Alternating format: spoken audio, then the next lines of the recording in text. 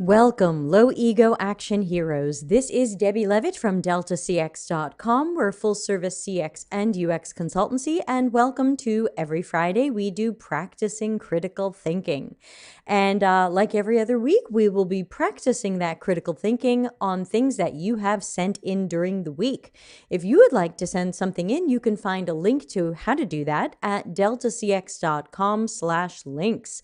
Just find the thing that says, I want to send something into the practicing critical thinking stream and send it in. Yeah, what else can I tell you? Other than that, won't you please subscribe over on YouTube, where I am collecting the subscribers. And if you enjoy these shows, please tell a few friends about it. There's always somebody else who should know about the fun live shows that we put on here. Of course, as always, we want to thank our mid-level and senior level low ego action heroes for financially contributing to the channel. It is totally optional, but always appreciated. Our junior, mid-level, and senior are giving between $3 and $10 American dollars a month to the channel, which I reinvest in my streaming software and delicious chocolate chips. Hello, Steph.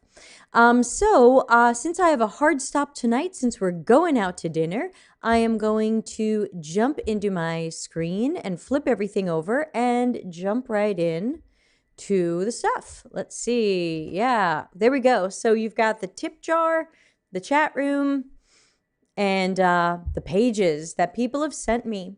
So the first one I got says, why UX writers have to learn to be less polite. And this seems to be a Medium publication for CarMax UX. And I guess it's, I guess the people who work at CarMax in the UX team have their own Medium publication. I didn't really look into that, but seems like an interesting idea. And this person is, who I don't know, says that UX writers should be less polite because you don't want anything distracting your message. Hey, Charlene, good to see you. Hey, Manho Wang, finally, you are in Germany. Very good. Charlene, we miss you. So they're saying, I skimmed this earlier today, and it looks like they're trying to say that all of the please and sorry and thank you and all of that is making some of our stuff unclear, not concise, not useful. So, you know, they're saying, hey, why does it say thank you if you're ordering a cup of coffee from a mobile app? What do you need to confirm your order went through? Do you really need thank you?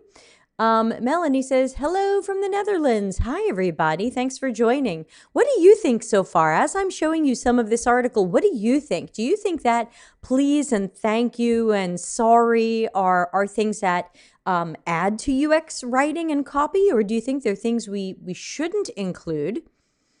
I'm sorry to keep you waiting. I'm sorry things are taking longer.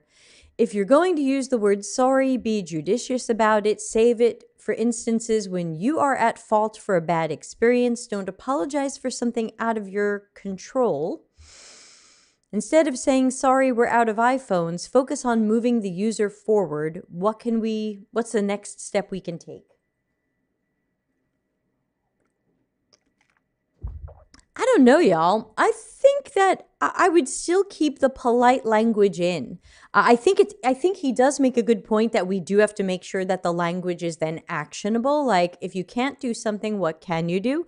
But I don't think I would remove please or thank you or sorry.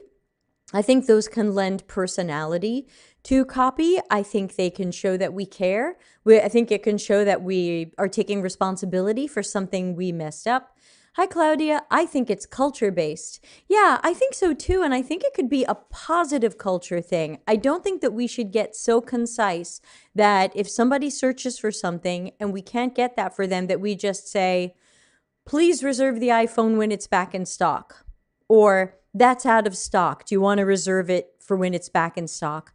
I don't know. I think that the politeness can be good. I think if we're thinking about user and human-centered design, why not make our copy more human?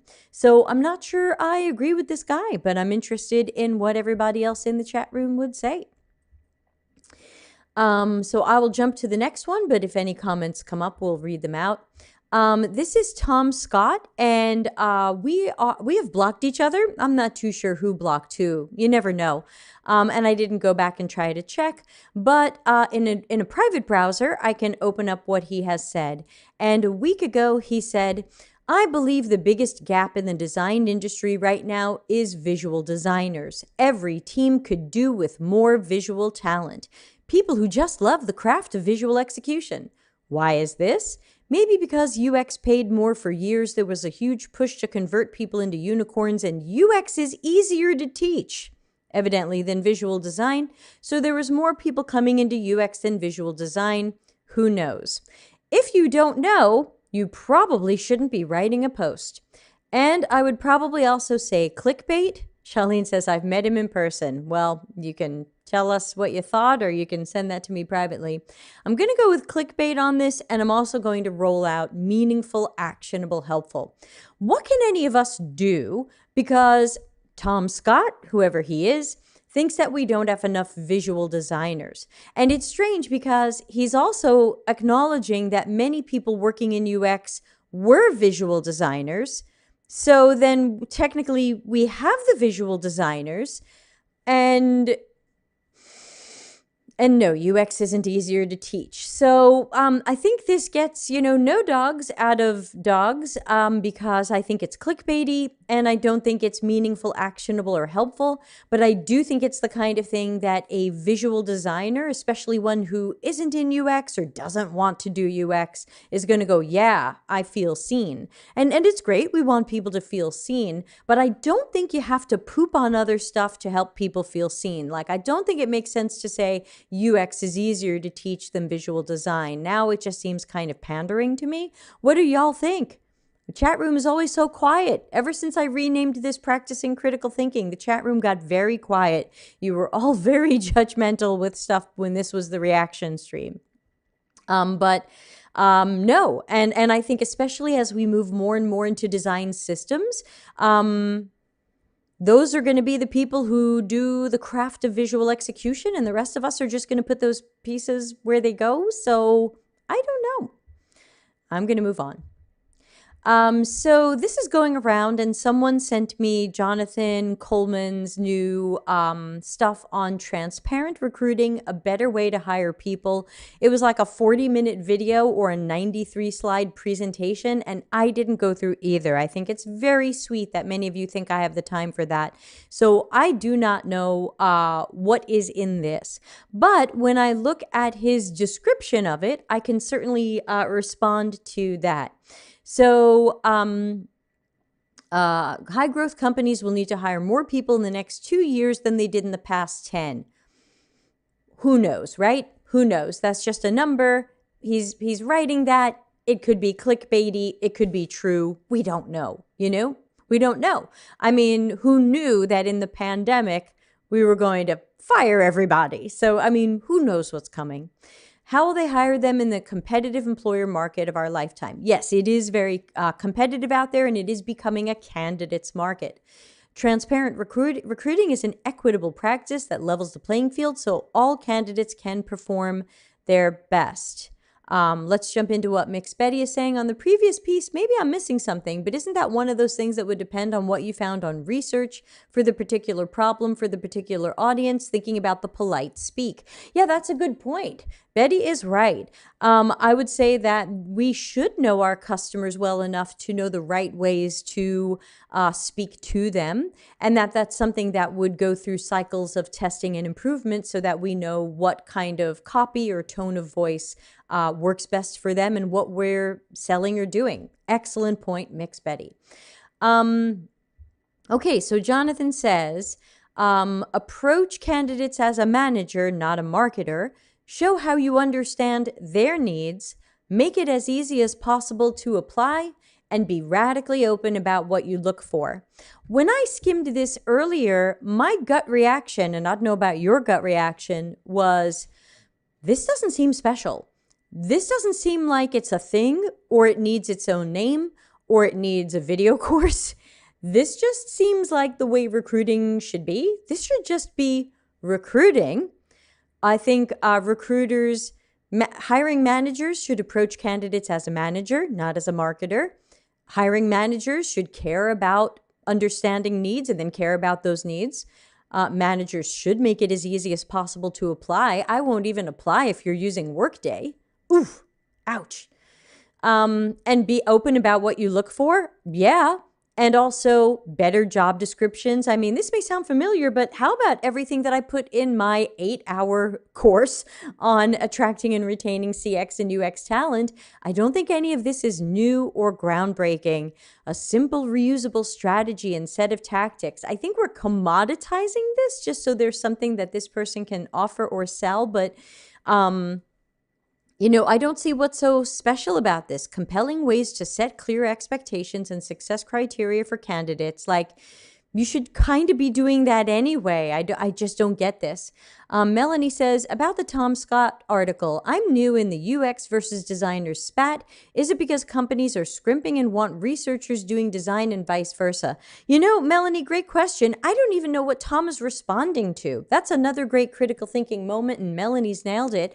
We don't even know what Tom seems to be responding to, because as far as I can tell, the most UX design jobs are going to visual designers and not necessarily to people who have studied or practiced aspects of UX. So I don't even know what he's responding to, and that is a good question. So ultimately, as for Jonathan Coleman's stuff, if it helps a company, I'm not against that, but I just feel like this is something HR teams and hiring managers should be doing anyway. Kayleen says, sure, it seems too obvious to be a course, but it's not like all recruiters are following this.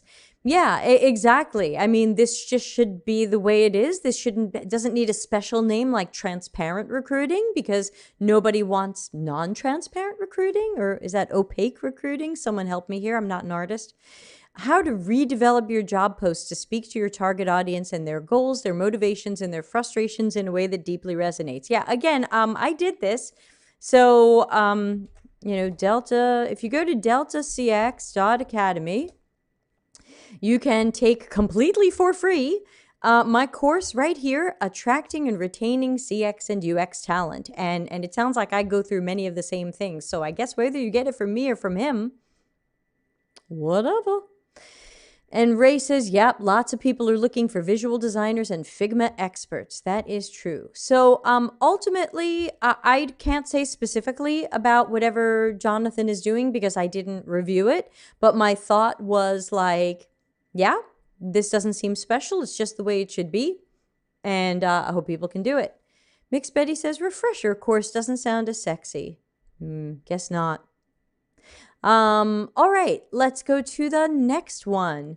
This was fun. I love that somebody sent me a blog post from 2009. Love that, love that. I mean, that is from some other era, and I think it's fantastic that we can still track these things down. And of course, Harry Brignall is credited with the term dark patterns, which some people are now switching to devious patterns, just so that the word dark is not a part of it, which makes sense. Kayleen says, I personally like that this course is calling itself transparent and basically calling other recruiting styles not transparent. Not every candidate even realizes this. Yeah. So hopefully, maybe right now it's called something special, and then eventually it'll just be the norm. So this is the 90% of everything blog, and this one says just add an egg. And I did skim it earlier.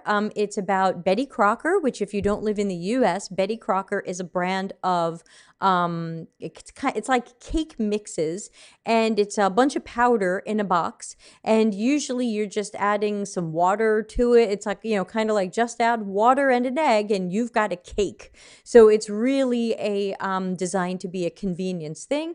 I think they were one of the first to the market to do that, where you didn't have to bake a cake by getting the flour and the sugar and the leavener and all the things. You could just get this box, and it already had everything, in some cases all mixed together, and you added a little bit and you're done.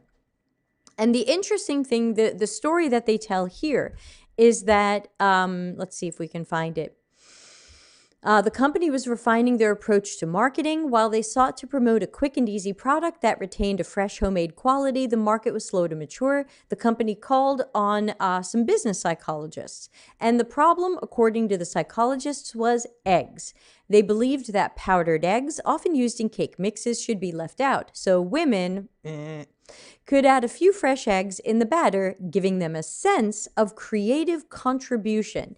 Now, I think there's two things going on there. One is that powdered eggs might not taste as good as real fresh eggs. Number two, it might be the psychological effect of oh, I'm adding something to this. I cracked the egg. But I also imagine, especially if this is Housewife Town 1931, 1952, whatever it is, I think housewives were severely judged by their cakes and the cake flavor and texture, and so you don't want powdered eggs in that case. You would want the real eggs. Kayleen says IKEA effect, like you want to build your own furniture? Possibly, Kayleen. Good critical thinking there. So General Mills altered the product, abandoning the powdered egg in the mixes. You now had to add eggs at home, and they marketed that as a benefit, conferring the quality of homemade authenticity upon the box cake mix. And, who knows if that improved anything. And so obviously this is a longer post where actually it's mostly comments underneath, comments from long ago. And so, yeah, I get it. Usability is just a component of good design, but I think it's really a reminder of some of the things that even Larry talks about, where you just don't want to try to automate everything. You don't want to try to say, well, like, here's the cake mix, just add water and you have a cake. It's like, in this case, I think it's add water and an egg, or sometimes milk and an egg for Betty Crocker stuff. Who here has done a Betty Crocker recently? I haven't for many years, especially once I found out I had to be gluten-free back in America, and that was before many products had gluten-free versions. Melanie says, about the transparent recruiting article, the third-party and in-house Dutch recruitment is quite transparent and direct in language and social interaction. Right, this could be very cultural. Kayleen says, cognitive bias in which you place high value on products you helped create. Yeah, that could be as well. And I also think, from what I remember from some of the Betty Crocker commercials from my childhood, I think there was a sense of, I made this. Even though you might say, oh, you barely made it. You put in an egg and some water or milk and you threw it in the oven. You barely made this. But I think there was that sense, like Kayleen saying, of IKEA effect of I made this. I made this cake. Oh yes, I made this cake from scratch. I didn't buy this at the bakery. I made this cake from scratch. I baked it myself. And so I think especially in housewife world, that was important. So it's important to think about those, that's where task analysis gets interesting. Would people who have researched these people understood that part of the task is that pride of I made this cake myself, or whatever goes with that? Mixed Betty says, I think there was a recent article about how the cakes used to be just add water, but then people didn't like it because they didn't feel like they were really baking. They needed to feel they were doing something, what you're saying now. Yeah, exactly. Steph says, yeah, 90% of the cake is the right oven, the right temperature, the right time. I'm sure I can still mess up a cake with those. Maybe. You're right. You could still burn a cake. You could have terrible tasting water. I'm sure you can still mess it up. But of course, the goal is to make you feel like, hey, if you go with the Betty Crocker pre-made mix, you're not going to mess it up, or you're less likely to, and you can say you made it yourself. Melanie says, the problem I encounter with tech recruiters are unfamiliar with UX and UI designers' work. Yeah, and I don't know if Jonathan's training is going to capture that, which is why you're all welcome to send recruiters and hiring managers to my training, where I go into that in great depth and detail. All right, I've got about 15 minutes left because I do have to run to dinner, but hopefully we can get through everything. So this is a recent Medium article, and it's called We Were All Born Researchers. I don't know who this person is. I don't know if they're a researcher or if they just feel they were born a researcher. But I think this is going to end up going in the same bucket as an article or a quote we saw a few weeks ago, which was like, everybody is a designer or everybody is creative. We can always say these very general things, that, hey, if you like interior design, you're a designer and you're creative. Therefore, we're all designers. And Madalena says, clickbait. Kayleen says, I was born Mariah Carey. A little bit. I've heard some of your high notes. So again, now notice, and again, this is where I point out good writing and not as good writing. So I am being judgmental here, but it's we are all born researchers, which you think is going to set you up for an article for, is everyone a researcher? Can everyone do research? Should everyone do research? What happens if people aren't good researchers? But then the subtitle is, why is research essential to your design process? And I think, well, hold on, these sound like two separate articles. One sounds like, are we all capable of being great researchers? And is research essential to the design process? So I always remind people, when you're writing, decide what your key point is and try to stay on that track. I'm a researcher at heart, and we all are. Okay, sure, but what does that mean? We can say that we're all naturally curious. We all naturally want to know things. Most of us do. Some of us don't. Steph says, and 1 point for putting Lady Gaga in my head. I was born this way. Okay, I was born a researcher. Right.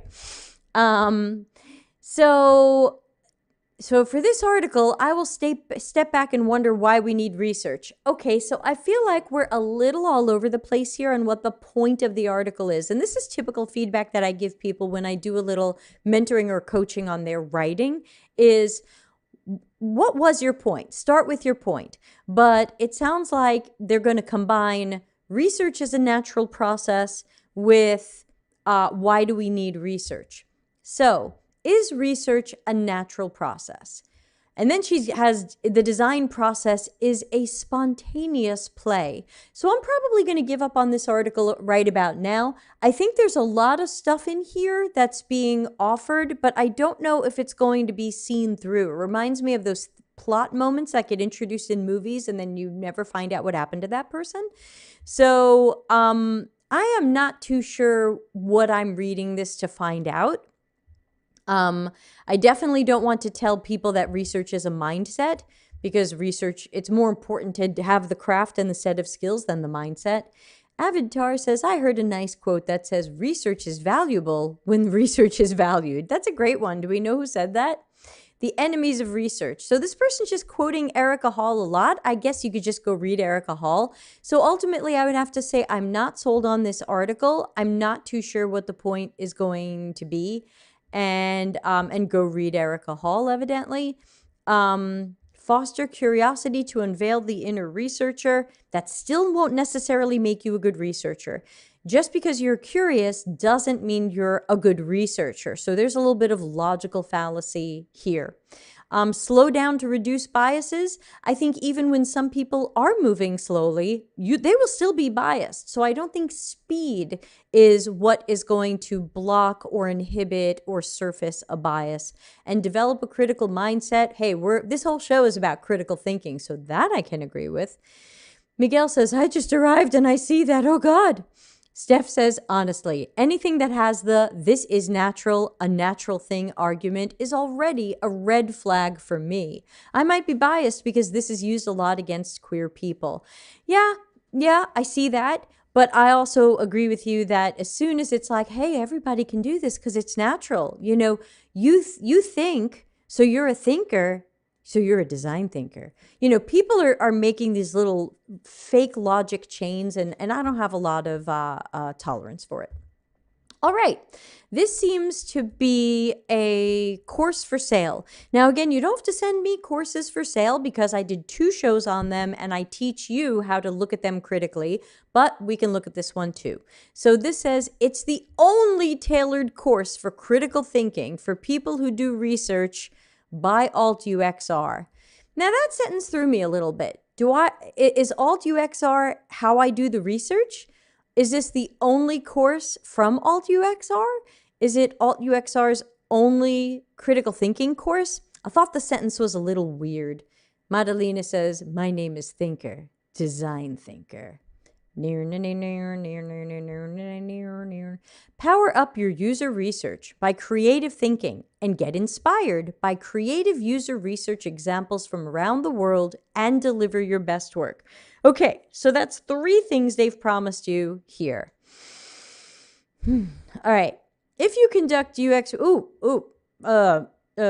foreground, background, lovers of Gestalt principles, ouch, ouch. It's hard to read these words and look at very bold triangles and things that are focal points. So, not impressed with your Gestalt universe here.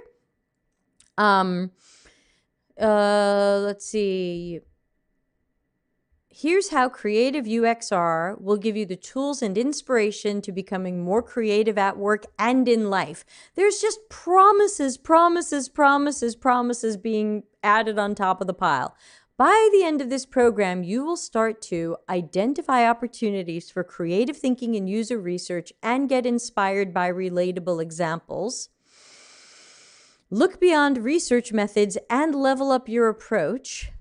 You will learn to reframe user research problems in creative ways to get unstuck. I don't know about you, but I smell workshop, but maybe this isn't. Creatively blend, break, or bend your usual ideas for user research. Who is this for? Because, in all of the years that I've been doing research, mentoring, coaching, teaching, I've never had someone come to me and say, I'm not putting enough creative thinking into my research. I'm not bending my usual ideas enough, so I'm not too sure who this is for. The what, why, and how of creativity. How creativity works. Why bad ideas are essential for creativity. Okay, this totally smells like typical design thinking exercises where you're going to do like the reverse brainstorm. The 3 B's of creativity and breaking. The 3 B's of breaking? Bending, Breaking, and Blending by the neuroscientist Eagleman and a music composer. Using questions to unlock your creative thinking. You should do that anyway. You definitely don't need a course. That's critical thinking, y'all. Finding new angles, asking questions. I don't get it. Bending. If you ever dreamed of blowing things out of proportion or squeezing them until they're tiny, you'll love this module.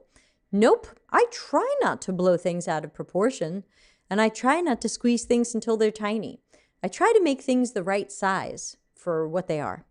But that's just me. Blending, tying it all together. So I'm not sold, but what does this cost? Here you go. Self-paced video lessons, 211 euros. Or live workshop, 487 euros. Madalena says, this reminds me of that article you commented on that stated anyone can be trained to be creative. Yeah, that seems extremely recent. And I wonder why they're addressing UX researchers, since there's so much science and technique in it. I usually don't think of it as creativity. I mean, it's not that it's uncreative, but there's only so creative you could or should get.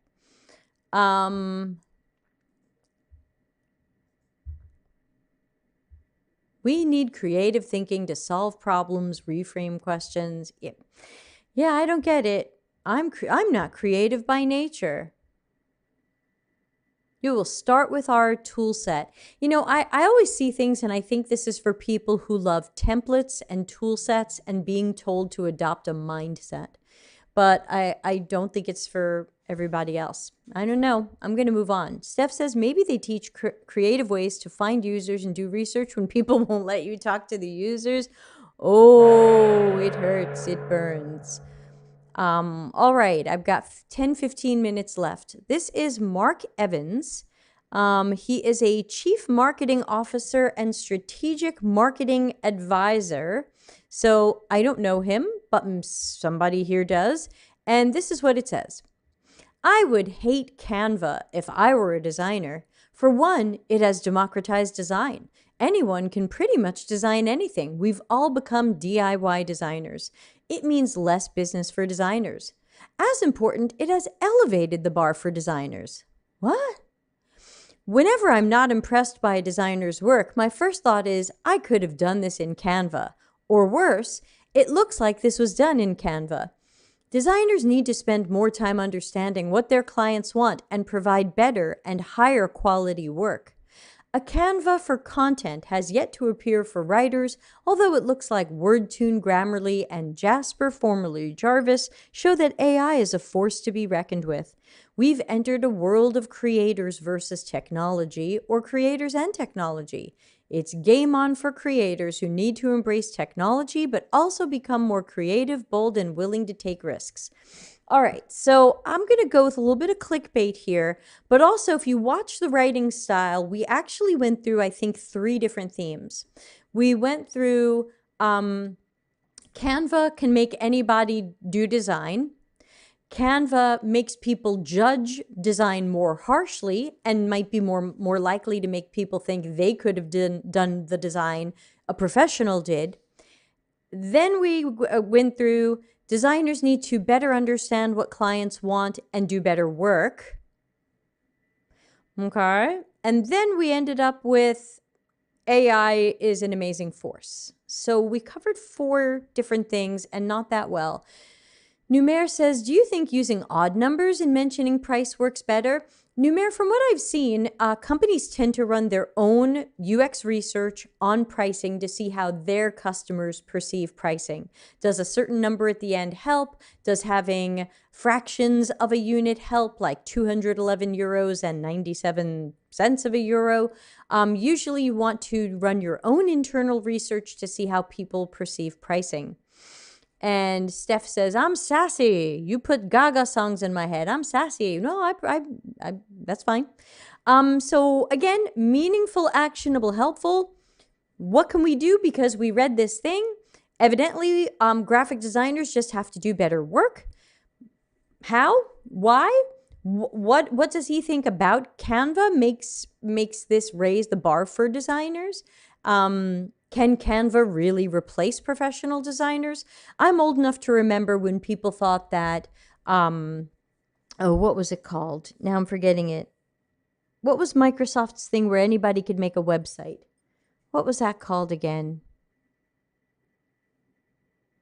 You know, from the late 90s, early 2000s, there was like this, one of those like build your own website in a box, just drag and drop things. You don't have to know anything about websites. I'm forgetting the name of it. I'm so embarrassed. Someone will know, someone old like me.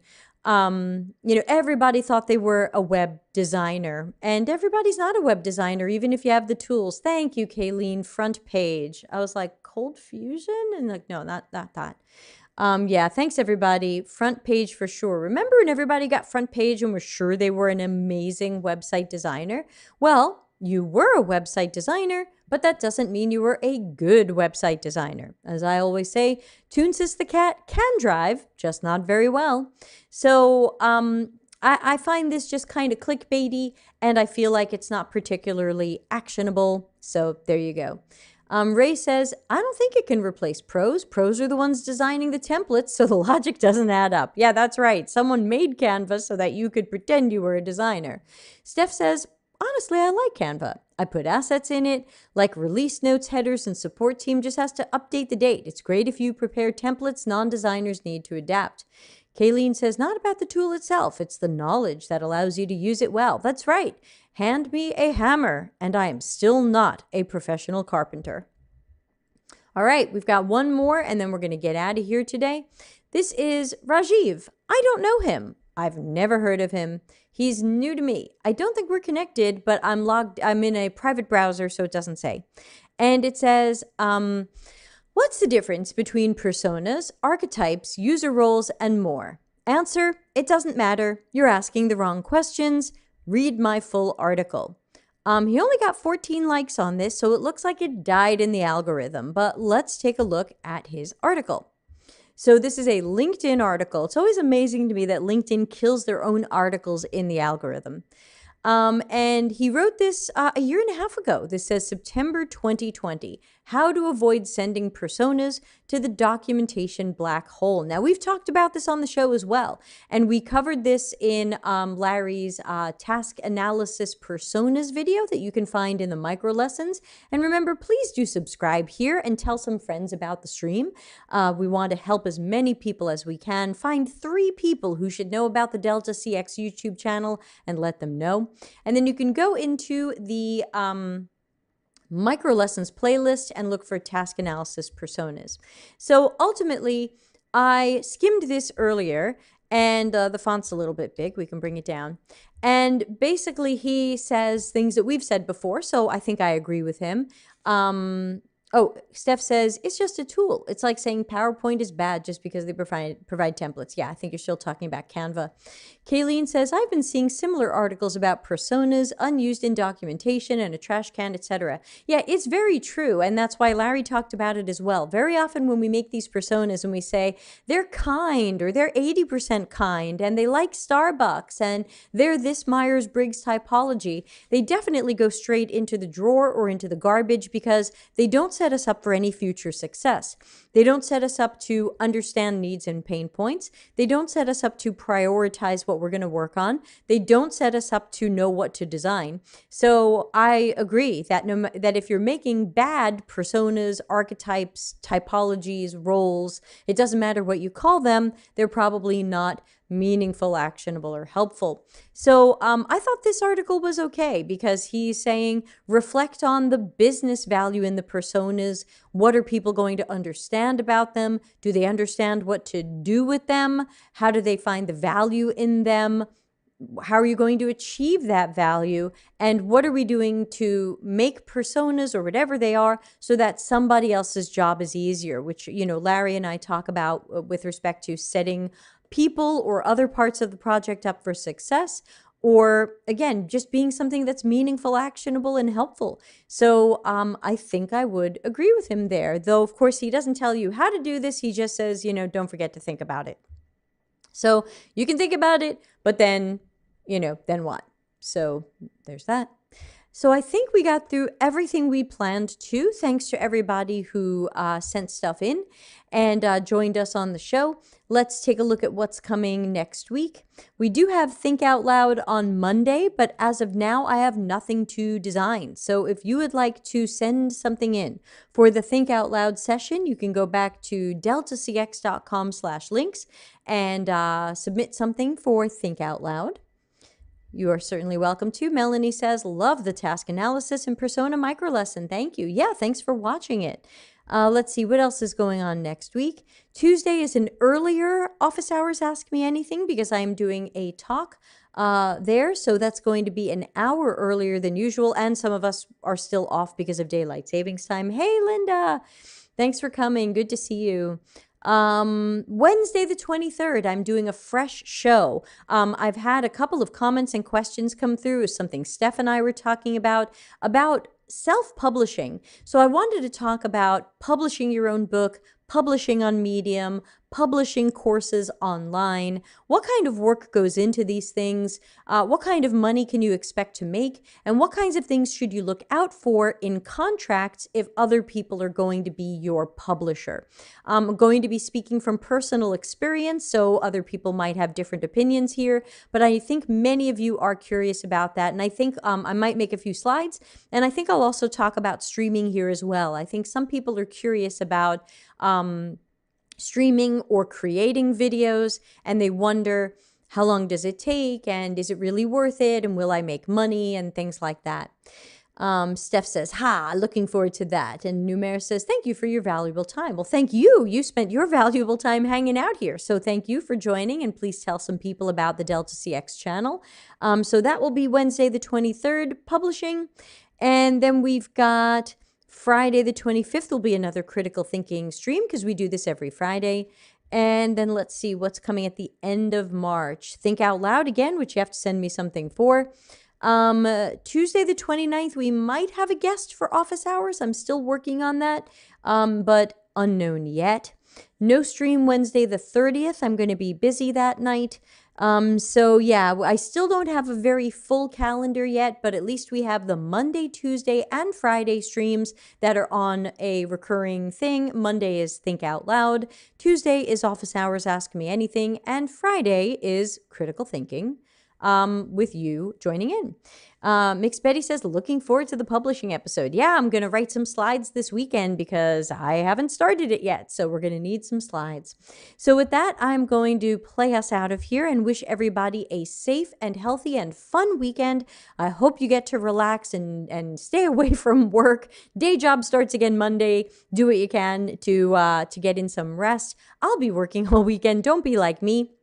And I hope to see everybody on Monday. If we don't have anything for Think Out Loud, we'll do another episode of UX auditing where we have you suggest websites and we go to them live and talk about what seems to be good UX and what seems to be bad UX. Have a great weekend to FN as well. So thanks again, everybody, and see you Monday.